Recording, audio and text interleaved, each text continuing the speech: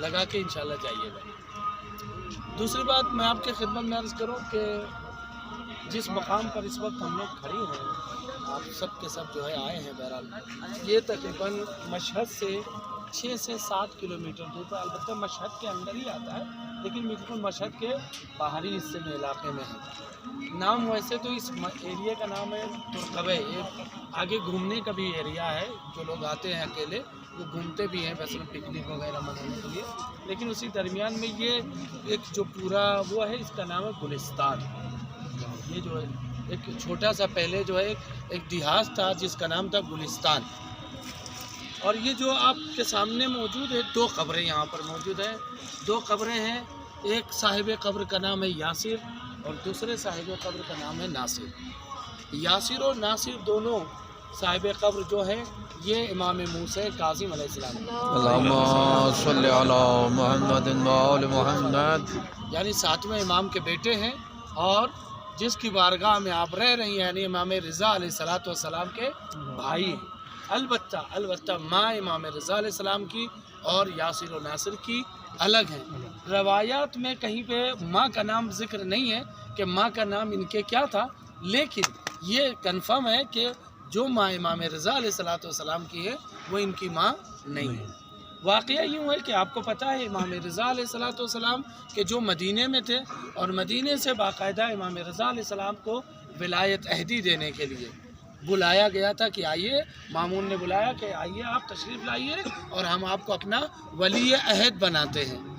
इमाम रज़ा अलैहिस्सलाम ने सबसे पहले इनकार किया कि हम कबूल नहीं करेंगे, चूँकि बहरहाल हम जो फ़ैसला करते हैं वो शरीयत इस्लाम और शरीयत मुहम्मदी के मुताबिक और कुरान के मुताबिक फ़ैसला करते हैं। जब हम तेरे वली अहद बनेंगे तो तेरे हुक्म के मुताबिक फ़ैसला करेंगे, यानी तेरे निगरानी में हम ज़िंदगी गुजारेंगे और हम सिर्फ़ और सिर्फ खुदा की निगरानी में ज़िंदगी गुजारते हैं, किसी और की निगरानी में ज़िंदगी नहीं गुजारते हैं। लिहाजा इमाम रज़ा अलैहिस्सलाम ने इनकार कर दिया। अलबत्ता जब बादशाह का इसरार बहुत ज़्यादा बढ़ा, उसने बार बार पैगाम भिजवाया कि नहीं, आपको वली अहद बनना पड़ेगा। और जब इमाम मजबूर हो गए तो फिर इमाम रज़ा अलैहिस्सलाम ने कुछ शर्तें रखी, ये नहीं कि ऐसे ही कबूल कर लिया, कुछ शर्तें रखी कि अगर मेरे इन तमाम शराइत को मानोगे तो मैं जो है तुम्हारा वली अहद बनने के लिए तैयार हूँ। सबसे पहली शर्त ये, इमाम ने कहा कि तुम्हारे दरबारियों में से या तुम्हारे साथ जो भी काम करेंगे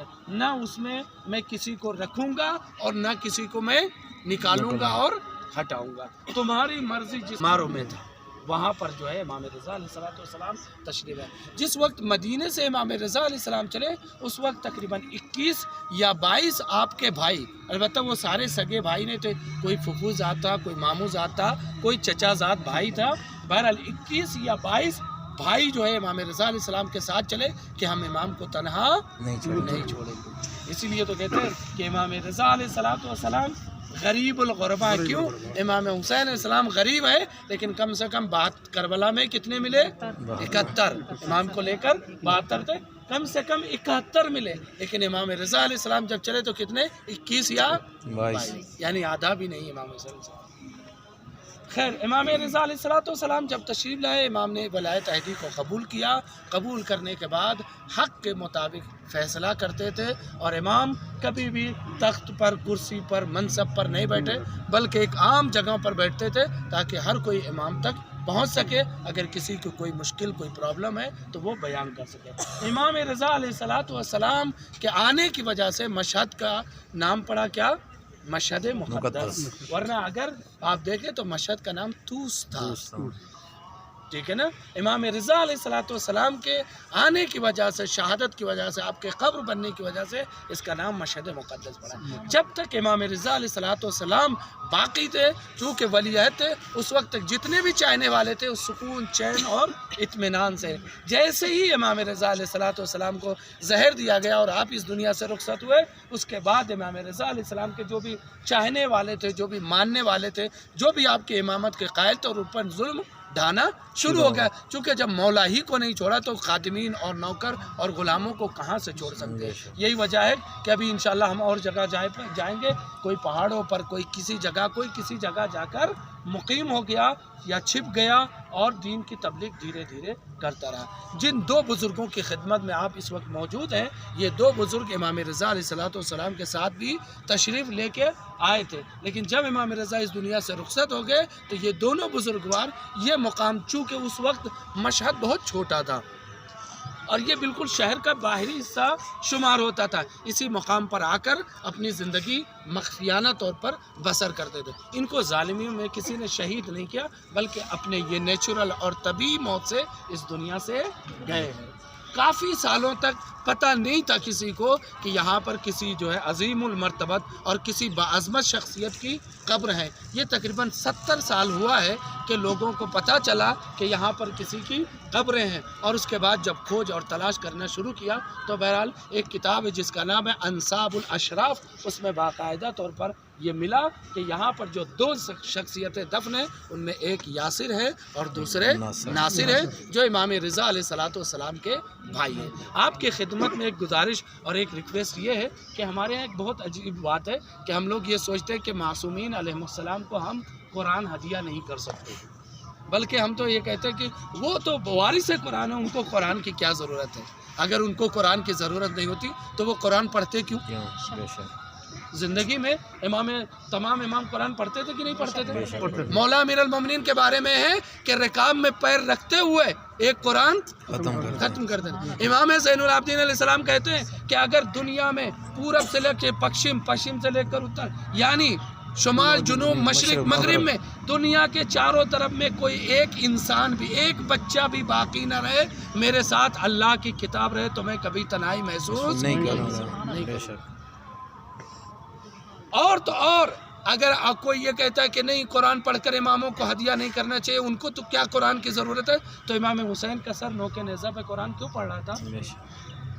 یہ تو کوئی نہیں جھٹلا سکتا ہے نا۔ امام حسین علیہ السلام کا سر نوکے، تو جب وہ قرآن زندگی میں پڑھتے تھے کیوں پڑھتے تھے؟ اگر وہ پڑھتے تھے کیوں پڑھتے تھے؟